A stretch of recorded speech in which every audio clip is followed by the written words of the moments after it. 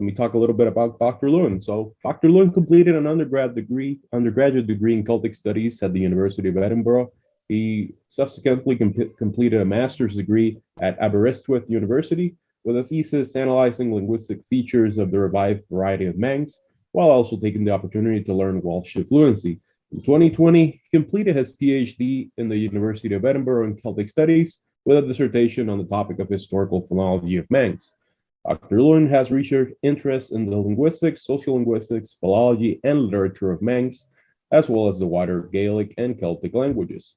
He has made numerous publications in several Celtic languages journals and is currently working as a research assistant at Aberystwyth University and was recently awarded with a 2-year Irish Research Council postdoctoral fellowship at the National University of Ireland in Galway, which will be taken up in January 2022. So without further introduction, Dr. Lewin, the floor is yours. Thank you, Lewis. So I'll share my screen. I forgot I was going to put the handout in the chat as well if you want to follow it on your own devices, but I'm going to have it on the screen here. I've emailed it to Lewis so he can get it and put it in the chat if that helps. But I'm just gonna, it's not a fancy PowerPoint, it's just a Word document here. So I'm gonna go through it. I've probably put more material than maybe we'll have time for, so I might skip over a few bits here and there. Yeah, I'll just jump straight in. So the title is Reconstructing 18th Century Manx Bible Translations as a Linguistic Data Source. And I'm basically going to focus in quite broad terms on the kind of issues that you need to look at, you need to think about in historical linguistics in general of many different languages, and basically using Manx, which is my specialty, as a case study. So I'm not going to go into too much depth about particular linguistic features or particular theoretical issues, but I'm going to sort of discuss quite a few different considerations and more meta issues, if you like, that we need to think about in engaging with historical data of the type that Manx has to offer. So very briefly, Manx in general is a Celtic language, a Gaelic language closely related to Irish and Scottish Gaelic, arguably especially the latter. However, it's followed quite a different historical path to the other Gaelic languages. The Isle of Man as a whole came into the orbit of the Kingdom of England at a fairly early date. It's never been fully integrated into England or into the UK. It still, to this date, in many respects, functions as an independent country. Nevertheless, it had a largely English administration since the 14th century. There's no record of the Gaelic written tradition that we find in Ireland and Scotland in the Isle of Man. So as far as we know, Manx was largely an unwritten vernacular from at least the late Middle Ages into the early modern period. However, since the Reformation, the Isle of Man followed England, and it was the Church of England. It's a diocese of the Church of England, with adopting Protestantism. So a need to provide religious literature in the vernacular of the people became a pressing issue, and so it's been written in orthographies based largely on English conventions since at least the early 17th century. As I'll say more about in a minute, the first printed book was in 1707, and there was a complete translation of the Bible in 1772. It was the dominant vernacular of the lower and middle classes of the native population until the late 18th century, and there was a gradual process of language shift to English, which was largely complete by the mid to late 19th century. the last native speakers, or perhaps semi-speakers, passed away in the mid-20th century. And generally speaking, Ned Madrill, born 1878 and died in 1974, is usually cited as the last native speaker. Manx, however, hasn't completely disappeared by any means. There's been a language revival movement since the late 19th century, so overlapping with the last generations of native speakers, and this has become more mainstream within Manx society since the 1980s. There's now Manx immersion primary education available since 2001, and lots of children have since gone through that. I was a bit too old for that, but I did benefit from Manx as a subject in schools, which started in the early 1990s. According to the most recent census, which will shortly be updated, there are 1,662 speakers. Exactly how fluent they are, etc., you have to be careful with census data, but there are certainly a few hundred people that can hold a conversation in Manx.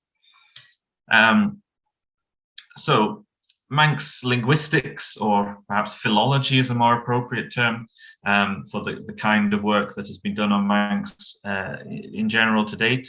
Most of it is in the tradition of Celtic studies, Celtic philology, or sort of mid-20th century pre-generative linguistics. There's not much theoretical work on Manx, and there's a lot left to do in more modern frameworks, if you like. Most studies are fairly impressionistic. They'll cite a few examples and say, this seems to be what's going on. Not many quantitative studies, not many corpus studies. This is an area that I am trying to do something about. There's no comprehensive grammar or dictionary. There are dictionaries, but they're sort of pre-modern linguistics, or non-academic. There are some theses or monographs describing particular periods of the language of particular texts, especially the early 17th century material, which is essentially one text, and the language of the last native speakers. And there's a few brief chapters. I'm working myself on 3 chapters which will be appearing in the Palgrave Handbook of Celtic Linguistics and Languages, which should appear in the next 2 or 3 years, I think.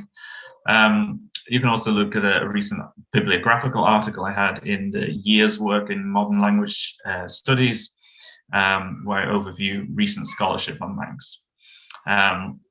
Various structural problems and weaknesses in the study of Manx that have hindered research to some extent.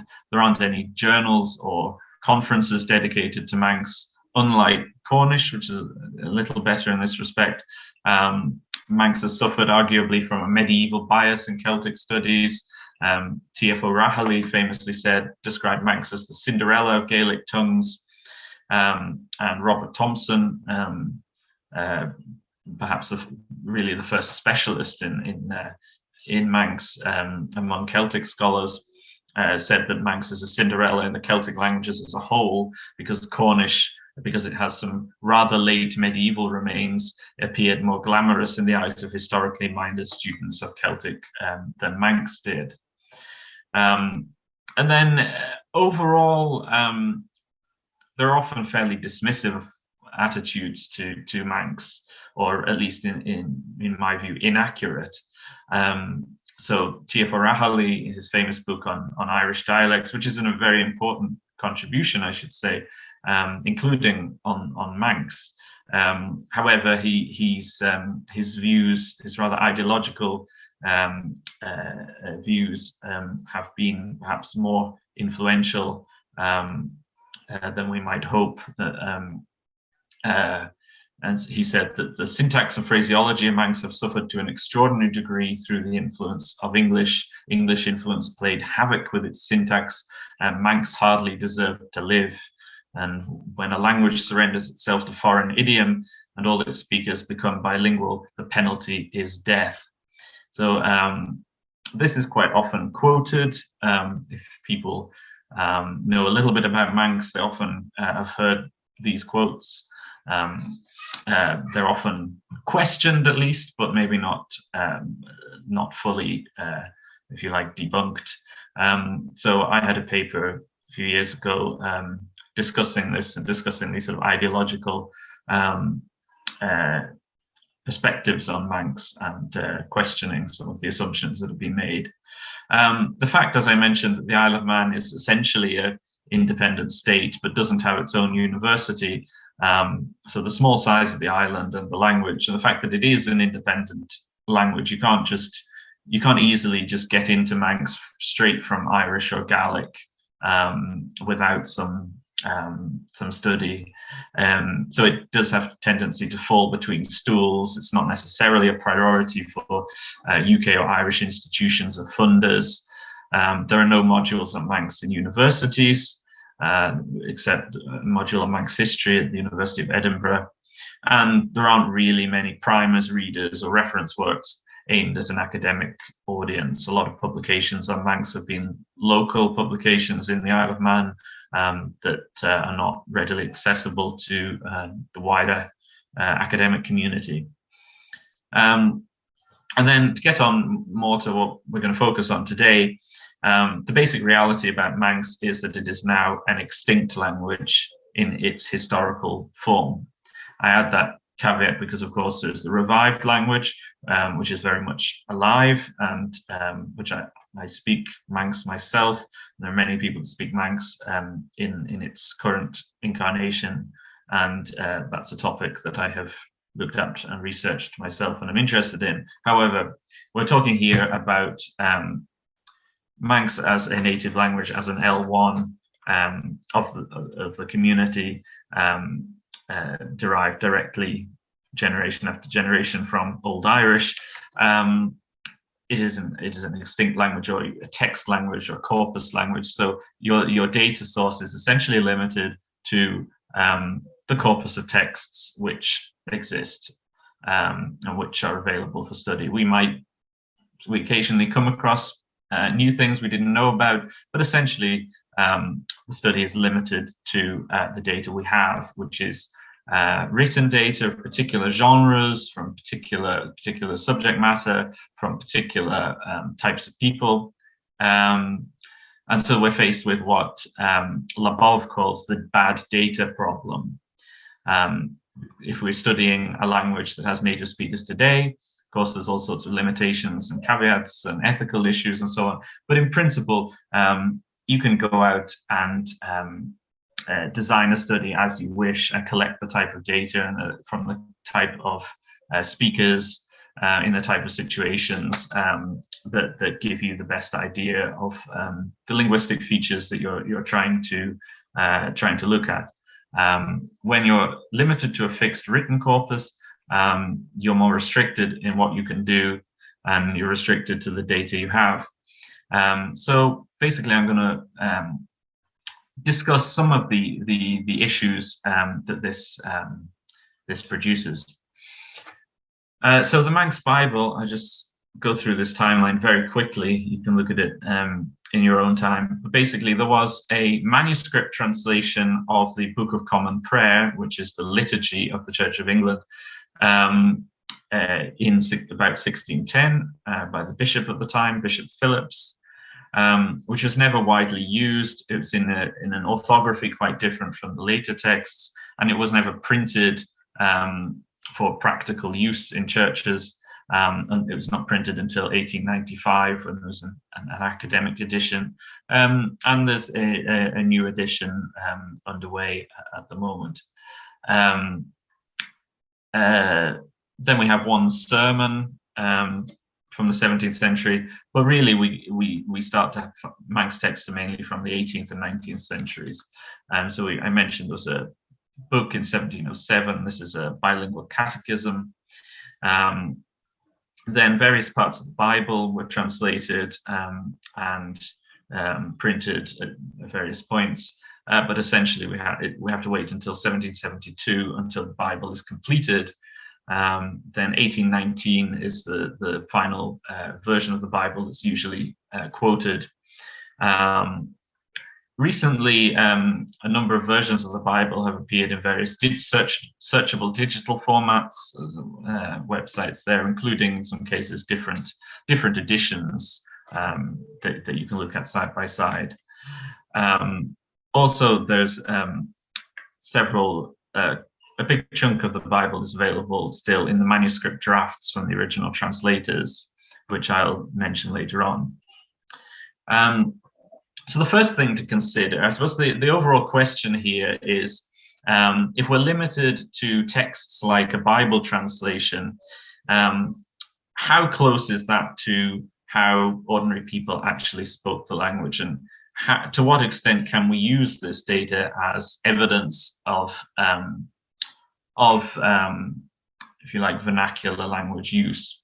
Usually when we use writing of any kind, there's always a caveat of how close is this to how people speak the language.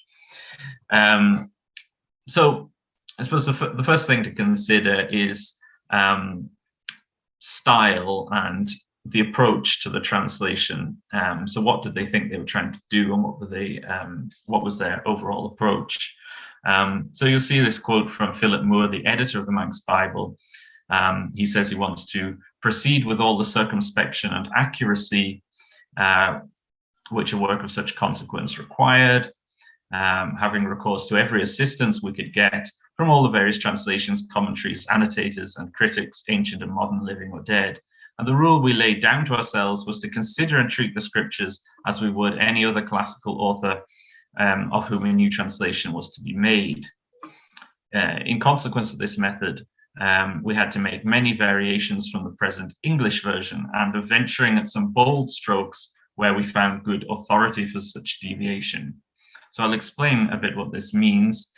Also from Philip Moore, he says that our Manx version, as it was the last, so it would be the translation of the scriptures. It would be the best translation of the scriptures. So they were certainly diligent in their work and proud of what they were doing. They weren't at all ashamed. I mean, Manx suffered minoritization, of course, but in relation to this translation, there was no sort of inferiority complex or embarrassment about using Manx. They wanted to. They were setting out to make the best translation that was possible. A later commentator says, these variations have led to the Manx version being described as bowdlerized. So what does this mean? So if you're familiar with earlier translations of the Bible so AV here is the authorized version or the King James version. So the standard English Bible in Protestant circles from the 1600s onwards to fairly recent times. And if you look at the Irish, Welsh, and Scottish Gaelic versions, they all are fairly similar in that they render the original languages quite closely, to the extent that the reading in the target language is not necessarily very natural. And the Celtic language versions are all basically translations of the authorized version to varying extents. They did refer to, especially the Greek, in the Manx case, Hebrew knowledge probably less so. So they were reliant primarily, as far as we can tell, on the English text of the King James Bible, and on commentaries and scholarship that was available to them. And as the quote from Philip Moore shows, they were concerned to make full use of this, and they were in correspondence with some of the leading scholars of the time as well. So an example of this is in a section from the first book of Kings, where the Hebrew and the English and, most translations, as you'll see, I've got the Scottish Gaelic here, refer to ravens coming to feed Elijah. And for various reasons, some commentators thought there should be a different interpretation of this. It's something to do with the Hebrew. I'm not an expert on Hebrew, so you'd have to look up the issue. But at any rate, there was a view that ravens was an implausible reading here, and there's a slightly different word or something. So the Manx translation anyway has Cumulti Oreb, so the inhabitants of Oreb bringing him food instead of these ravens. This is actually something that hasn't gained widespread acceptance. So if you look at modern translations, it's ravens, and the other Celtic translations are ravens as well. So Nafi. Another example. So there's a fairly colourful expression rendered in the King James version as any that pisseth against the wall. Apparently a Hebrew idiom meaning basically any man. We can understand what it's getting at. This word not being apparently vulgar in any way in King James's time anyway. However, the Manx version the Manx translators decide to render this, interpret it as an idiom, and then transpose it into a Manx idiom rather than translating it literally. So you have fair hin jedenya nabal, any man, a single man of the men of Nabal. Whereas the Scottish Gaelic version has Niachsabi and the Ushke, and the Irish version in the Wunag and Iawala. So staying with the original idiom there. Whereas the Manx tends to be a looser translation very often. Sometimes this is essentially forced on the translators by the realities of Manx itself. So there's a bit in Leviticus where we have in the authorized version, his sin wherein he hath sinned. And the Gaelic version here is so the sin which he sinned. A rather unnatural reading. Now, Manx doesn't have a verb to sin in common with Irish and with colloquial usage in Irish and Gaelic. Such things are expressed as phrasally. So you do a sin. There's not necessarily a verb to sin. And so the original translation renders this as the sin in which he has been sinful, which sort of works, I guess. And then the final translation is the sin he has done.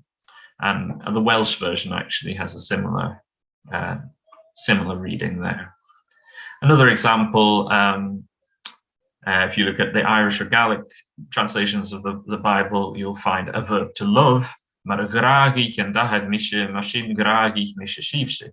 if you speak these languages, you'll know that this is basically never used, and love is expressed as phrasally various ways of saying it. I've listed them there in Manx. So you have love on someone, you give love to someone, you're loving on someone, and so on. So the Manx version there says, as the Father has been loving to me, basically.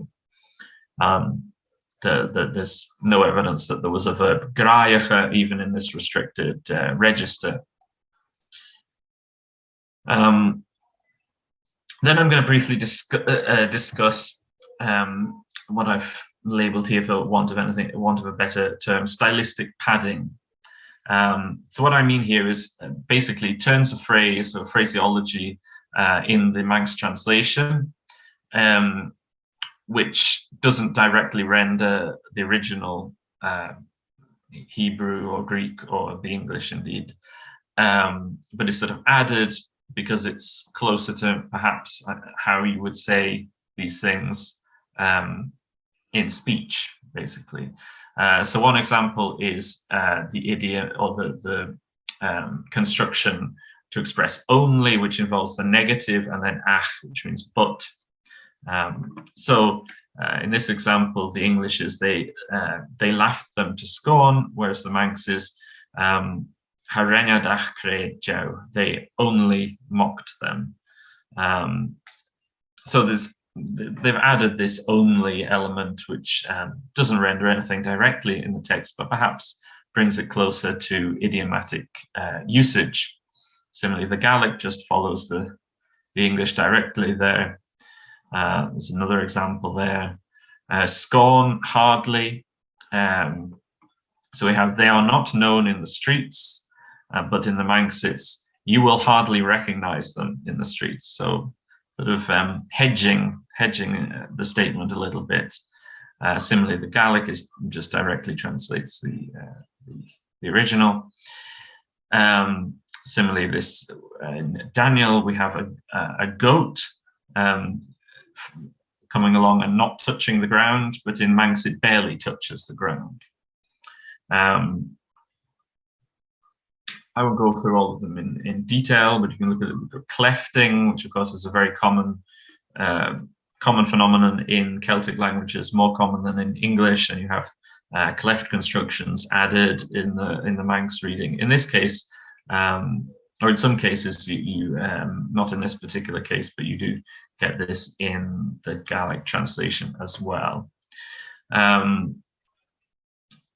Yeah, sorry, there's a example here where the Manx adds a cleft and so does the Gaelic, but not the Irish translation here. So we have, is it to despoil us that you have invited us? Whereas the original is, have you called us to take what we have? And Gaelic similarly, so in this case, using a cleft construction seems so fundamental to Gaelic phraseology and usage that even the Gaelic version puts in the cleft.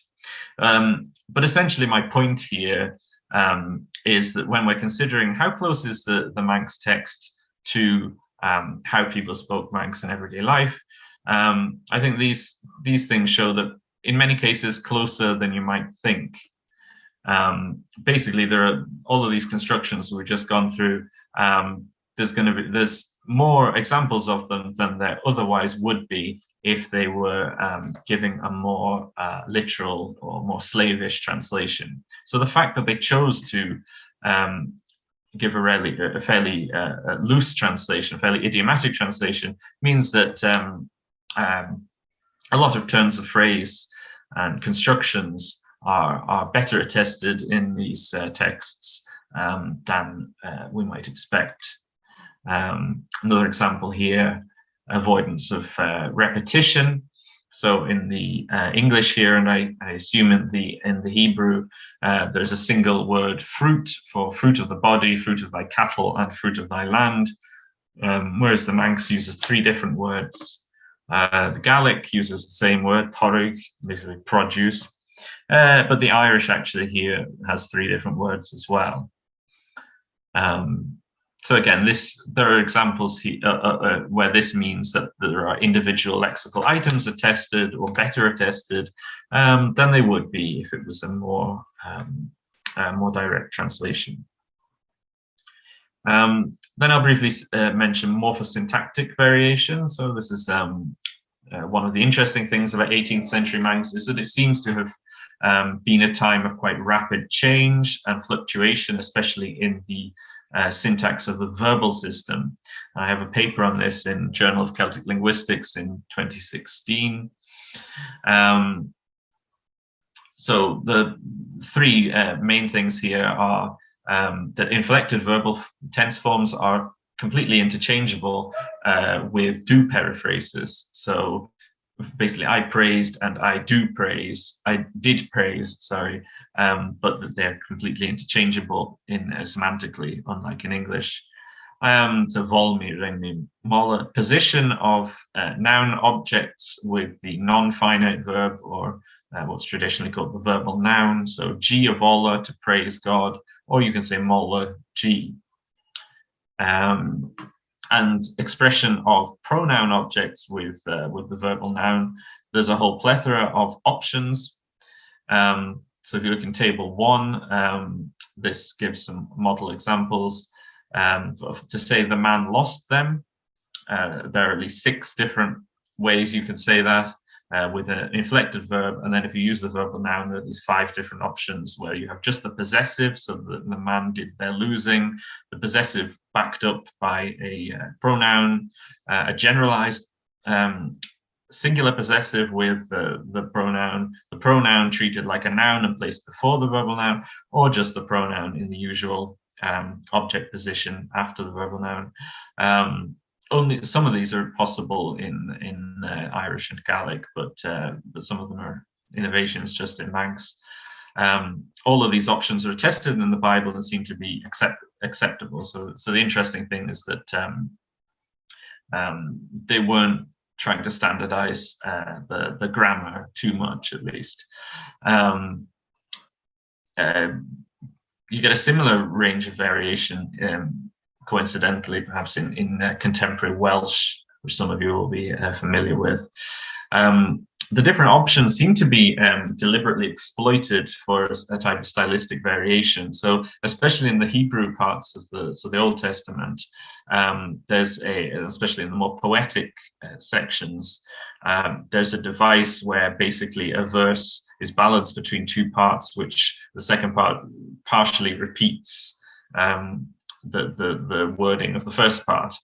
So in this case, from the time resting on the Sabbath, so Shelen you gobraf said chaftule gawi fe unsenyarach asan our new fe aroid. So 6 days you will work, and on the seventh day you will rest, and in the spring you will rest. But the Manx is the inflected verb in the first case, and then the do paraphrasis in the second case.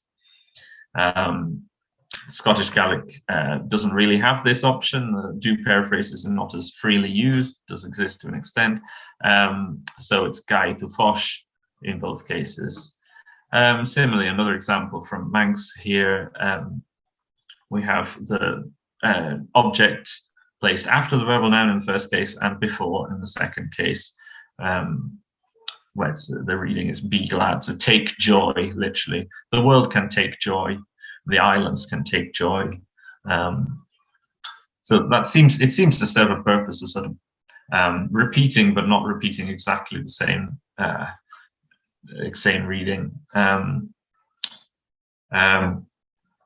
We do see basically standardization gradually, especially of lexical and morphological forms. So if they were fairly relaxed about syntactic variation, words tended to, especially in the final Bible, they have a fixed spelling.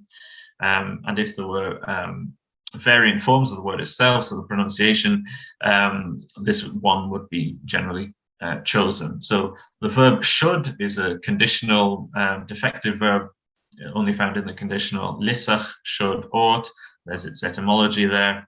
But there are forms especially in manuscripts predating the Bible. So we have the sermons, which is my current research focus, actually. There are at least 6 different variants of this. If we take the spelling, anyway, we have 4 different vowels and whether the S is palatalized or not. And only one of these, the one that's the spelling corresponds to is the one that's actually attested in recorded Manx from the last native speakers. So whether that's the written language had an influence on the spoken language, or whether they selected the most common form is unclear. But this is, I suppose, an example of a thing where we have to be careful whether it was more variation in the language than at least the printed Bible and similar texts would make us think. I'm not going to go through section 8 in too much detail. I have talked about it in another presentation, and you can read through the notes afterwards and get in touch with me with any questions. But I did mention earlier that there are significant chunks of the Bible surviving in manuscript drafts from the original translators. So the Bible was broken up and distributed among the clergy. So most of the Anglican parish clergy of the island had a role to play and translated a book or two of the Bible, and these were then collated and revised by a small team led by Philip Moore that we mentioned before. So we've got parts of the Torah or the Pentateuch, parts of the historical books, none of the prophets, unfortunately. They would be interesting because it's quite vivid and colorful language, and then parts of the New Testament as well. About 20% of the Bible survives in these manuscript drafts, and we also have the Gospels especially, there was an earlier edition, and then this was revised in the final version, so we can compare those editions as well, even though we don't have manuscript drafts. So I did some case studies on 3 extracts from two from manuscripts and 1 from the Gospels, from the 2 different versions. And I'm not going to go through it in too much detail. There's an example of what the manuscripts look like, and you can see the changes that have been made in the by the editors. But I've got the results anyway from my brief study summarized in this graph. So I looked at 4 different dimensions of changes that were made by the editors to the original or the earlier translation. So I want to explain exactly, there are lots of caveats to what these things mean that you can read about in the notes. But basically, in 2 of the texts, at least, you can see that the majority of the changes definitely make the grammatical forms more conservative. So this means things like inflected verb tenses rather than the paraphrastic construction. But then closeness to the English, there's a sort of phrasing and details of the readings of the original, rather the English. Again, 2 of the texts decidedly take the Manx text further away from the English. So there was a deliberate attempt by the editors, it seems, to make the translations less slavishly close to the English, if you like. And idiomaticity describes slightly different bundle of features, but again, in this time in all cases, that in all the 3 texts, they were the changes make the reading more idiomatic. So again, less close to English. One possible confounding factor here is that, especially with the features that make the language more conservative, in many cases also make it less verbose, so less wordy. And this is clearly a factor in 2 of the texts again. And it's possible that there was a deliberate attempt to make the text take up less space, less print, because of printing costs, perhaps.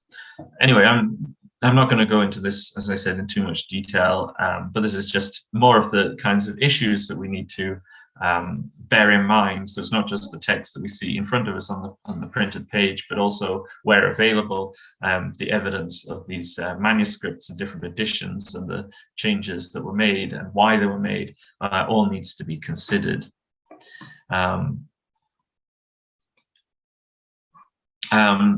And then we mainly been talking about the text itself, but we should also think about who wrote it or who translated it.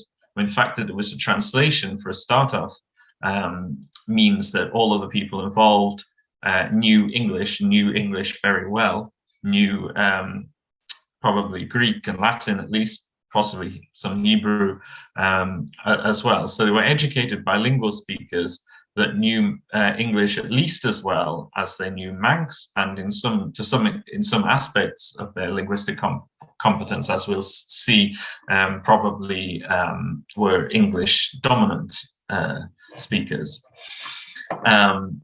So the first thing we'll consider is what you might call translationese, or particularly slavish renderings, where the Manx text is made borderline ungrammatical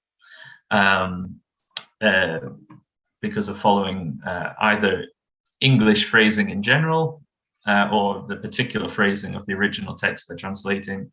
So I have some examples here in the bit we skipped over, so I'll just briefly point them out.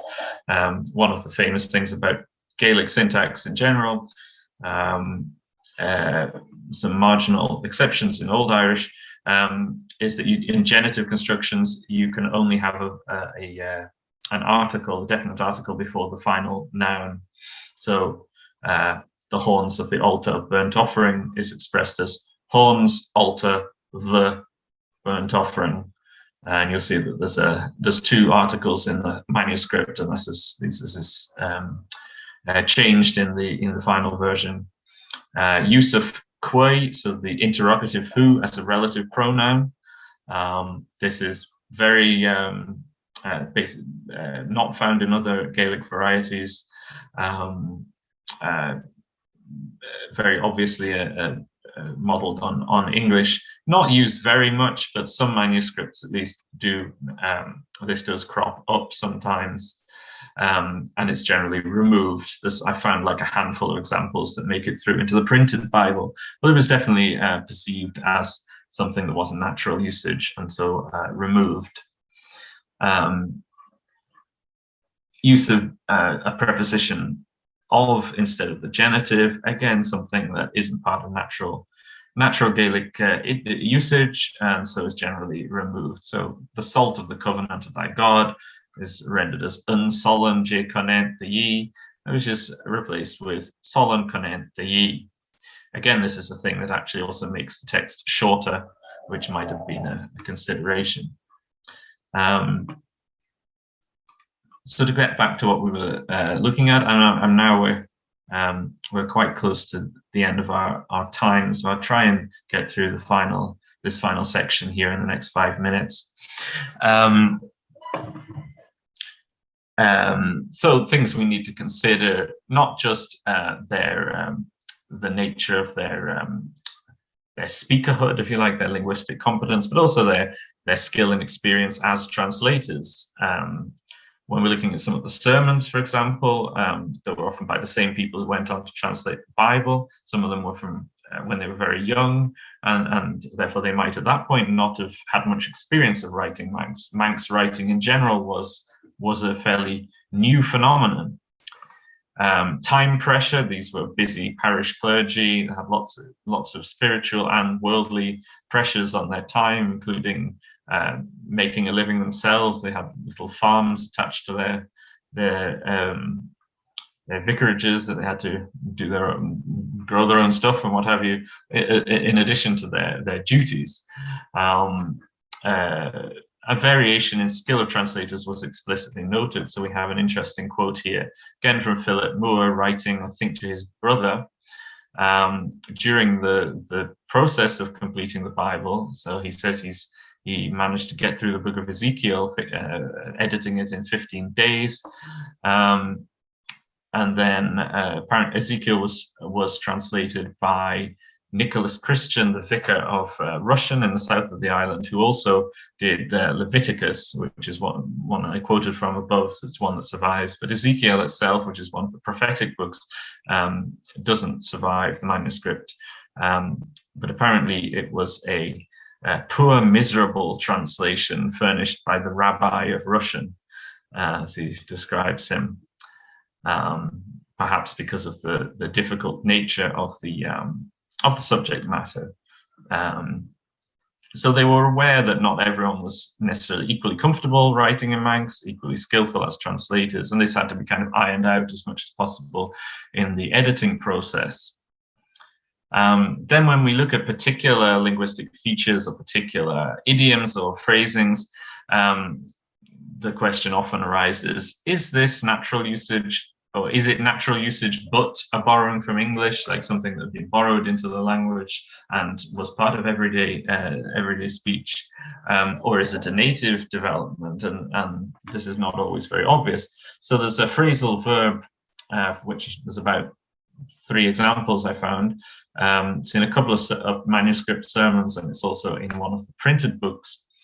This text from 1763. Say she / to be contented with, literally to sit down with something. And there's the example in the printed text there. Now, this may not be familiar to a speaker of present day English, so you might think, okay, that's a Manx idiom, native Manx idiom. Doesn't seem, as far as I know, to exist in Irish or Gaelic. And in fact, when you look more closely, it's probably a calque. So that if you look in the Oxford English Dictionary, there is an idiom, sit with or sit down with, basically mean to put up with or be resigned to something, to bear with something unwelcome. And the OED says it's regional, northern, now rare. But it seems to have been borrowed into or adapted as a calqued into English. But the fact it appears in these different texts, and that in the case of the printer text, we have the original English that he was that the translator was working from, which doesn't have the idiom in question. It has contented yourself with, so it's not a case of directly translating this sit down with idiom. So this we can fairly firmly conclude from that that this is it is a calque from English, probably, but that it was something that was in natural usage. Another example is the prepositional passive, notable feature of English, generally not found in other languages, as far as I know, not found in Irish at least. I believe it marginally occurs in Scottish Gaelic, though when you press speakers about it, they tend to reject it. It develops in Middle English. There are some examples there. They must be voted for. The girl was talked about. Robert Thompson describes an example of this as absurd. That is obviously taken from English, or as a slavish translation. However, there are plenty of examples of it where it doesn't directly translate anything similar in the English. So in example 25, Sate G, literally set of her. Esther was greatly set of. I should have put a gloss here, but she obtained favor, so she was highly thought of, basically.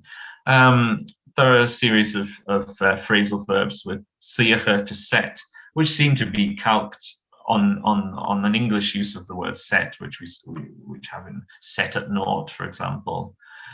Set great store in something, and so on. So again, but this is very widely used, attested from the native speakers and so on. So it's again a calque, a series of calques that was accepted into the language, and then this passive construction seems to have been probably a natural part of the language as well, because it's not, at any rate, it's not here directly a slavish imitation of the original text.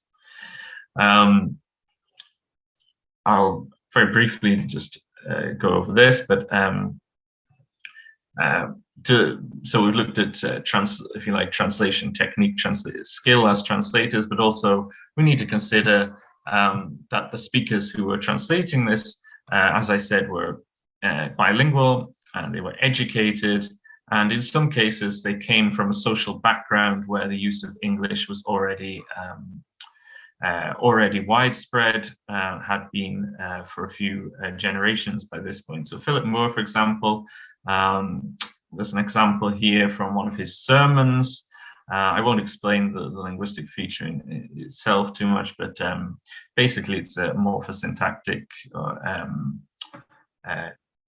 thing that's quite unexpected, and looks like what you'd expect from maybe a semi-speaker in a language shift situation.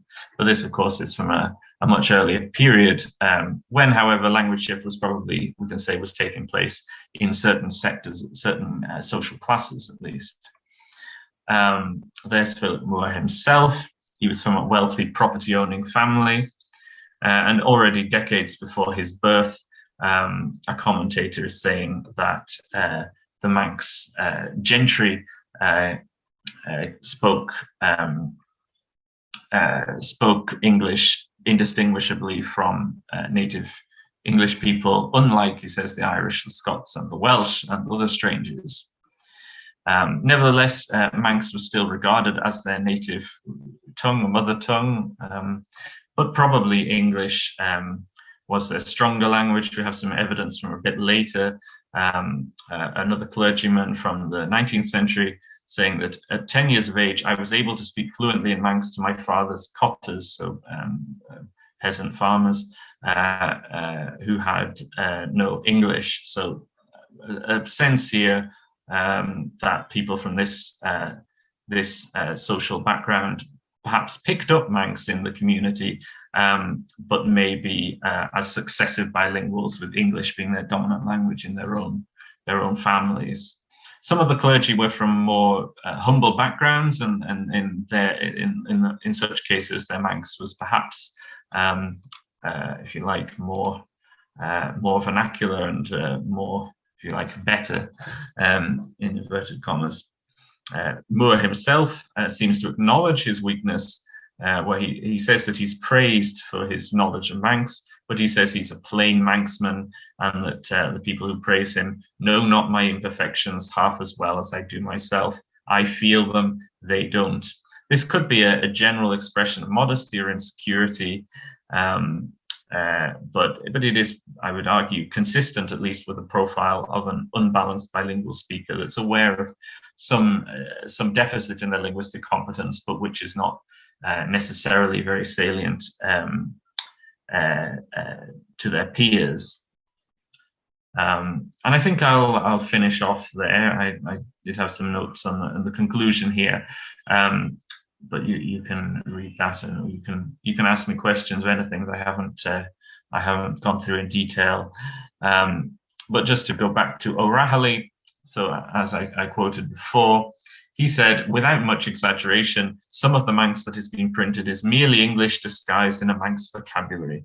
Well, I think it's very clear that, at least with the Manx Bible and some of the other texts from this period, this is very much not the case. And while you'll find occasional mistranslations or occasional overly slavish renderings, in general, these are very skillful translations that are indeed much closer to the spoken vernacular and to natural idiom than the other corresponding Celtic translations of the Bible. So that's so I've gone through some of the issues that you have to consider when doing historical linguistics on a language which mainly survives in translated religious literature. Not necessarily an unusual situation. You've got American indigenous languages, Gothic as well, mainly survives through a Bible translation. So a set of issues familiar to historical linguists in general. But I'll finish up there and hope to take any questions, if we have a few minutes left at least.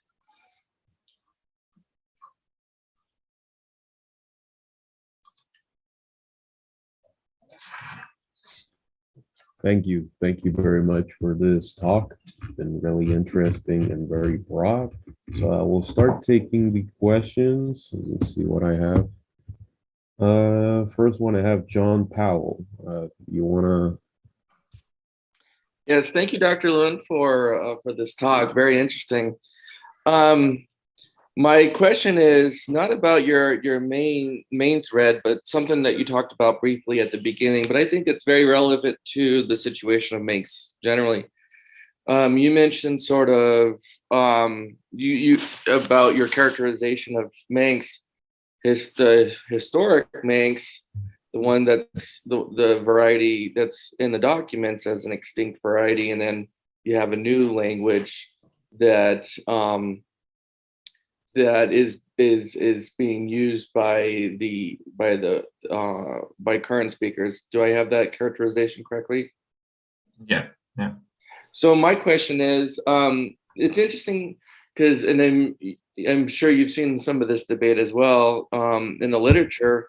Sometimes looking at the nature of language extinction, and sometimes looking at it through the prism of, instead of extinction, language dormancy, because you do have such interesting examples like Wampanoag, like you mentioned, or Miami, basically having speaker populations now after discontinuity of use.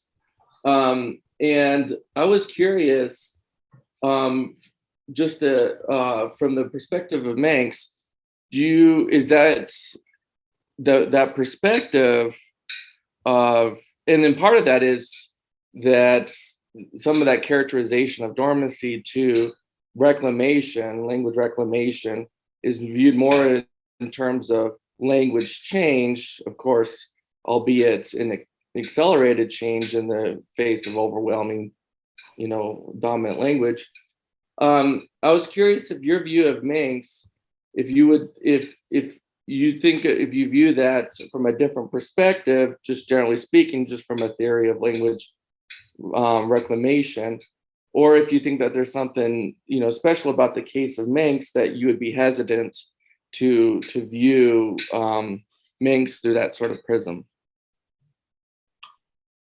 Well, thank you. That's a very interesting set of issues, and it's a topic that I've thought a lot about, and will be actually the topic of my next research project that I'm starting in the next couple of months, when I'm returning to the topic of language revitalization.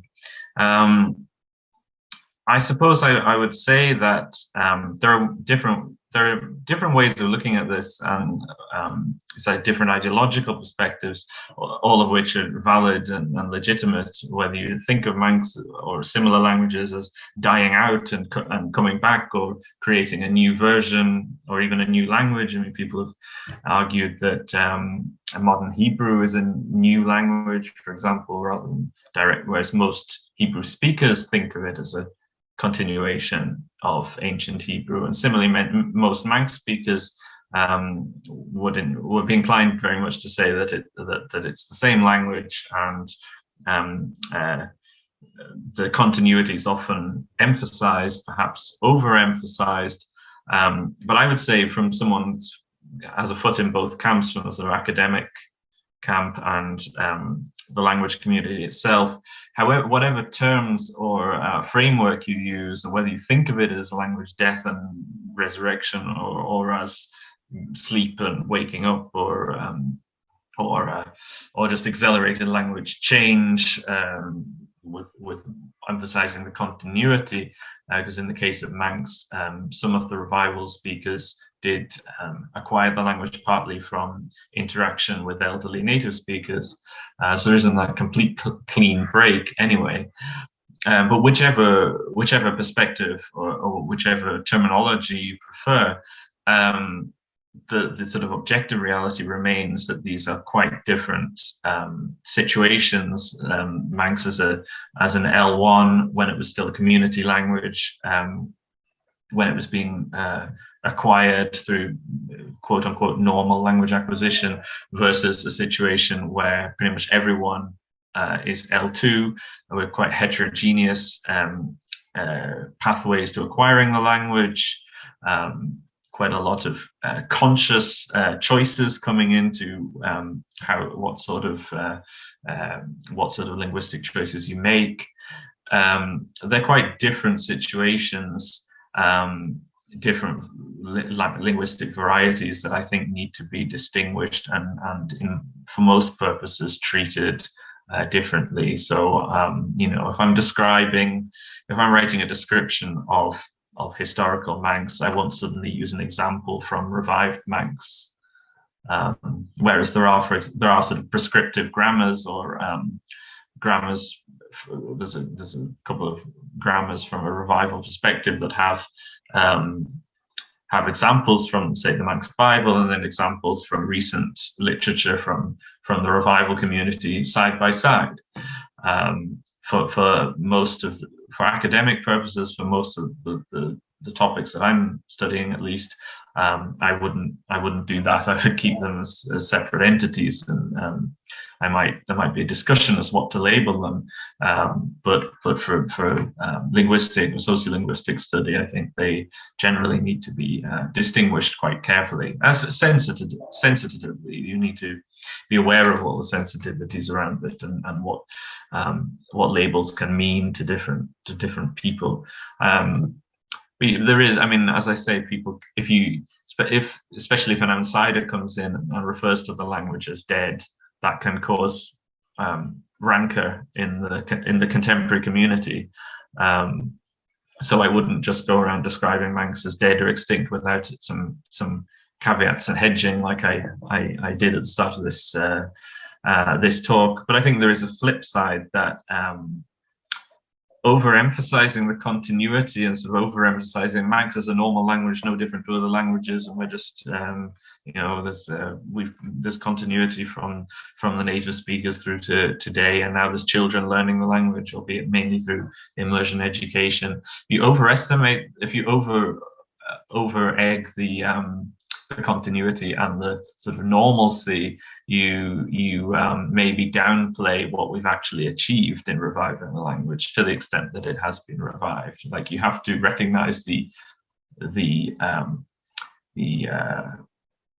problem, the trauma that the community went through as a whole in losing the language, and the individuals that went about reclaiming it. I think that you have to recognize that the language death, however you think about it, occurred, or language dormancy occurred, in order to appreciate the both what the original community went through in losing the language, and in what we've achieved in reclaiming it. Thank you so much. Very interesting talk. Thank you. I believe next up I have Mike. He has a couple of questions. I don't know if you want me to read them. Or... I can do it. They're actually sort of the same question. So first, awesome talk. So you show that there are departures in the translation, places where the language is less literally connected to the English, and take that as an argument that it is more, that that's reason to believe that it reflects the language as spoken at the time. There's another possibility, though, and that is that the departures were not to reflect, well, how to put it, not necessarily to reflect the language as spoken, but were done for other goals. So I just sort of threw a couple of those into the chat. So one possibility might be that the departures are to make the language poetic, because this is God talking to us, right? And you want it to sound like God. And God doesn't, just isn't just a vernacular. God uses special language. And so is there any, and so I have a couple of things there about whether it's poetic, or there's this literature on liturgical languages and mostly the prosodic properties of liturgical languages, but there are other properties as well. Whether one can establish one way or the other, whether these departures were to make it vernacular or to make it artful. Does that make sense? Yeah, I mean, I think it's probably a bit of both. And I did mention this sort of poetic device in the Hebrew, this repetition, right. Which gives us a certain, gravitas and rhythm. That what probably those of us that are used to the King James Bible, which many people in the English-speaking world probably don't even think of it as non-English as Hebrew. It's the Bible. It's how God, as you say, how God speaks to us through the Psalms and so on. And I think where the variation in the verbal constructions is used, I think that probably, my sense is that gives a certain prosody to repeating the thing, but not quite repeating it exactly the same way. Mm-hmm. I was going to say Go ahead. I was just going to say that this Fé Goil or Goil Fé, or was it Goil Bugger and Bugger Goil? The fact that it's often these changes swap the order around, I think, gives a certain rhythm to the thing. Now, I'm not saying that that's how people spoke in everyday life. I suppose I mean vernacular in the wider sense of reflecting the range of possibilities and registers in the vernacular in the spoken language, which would include things like poetry, song, charms. little prayers and so on that were used for healing. There were, like, Manx was not on any other language that's used as a community language in a wide range of domains. It's not just restricted to everyday speech. Even an unwritten language has its more elevated registers and so on. So so I would assume, though, it's always going to be hard to say anything definitively, that they were drawing on the full range of Manx as they knew it, as was available to them.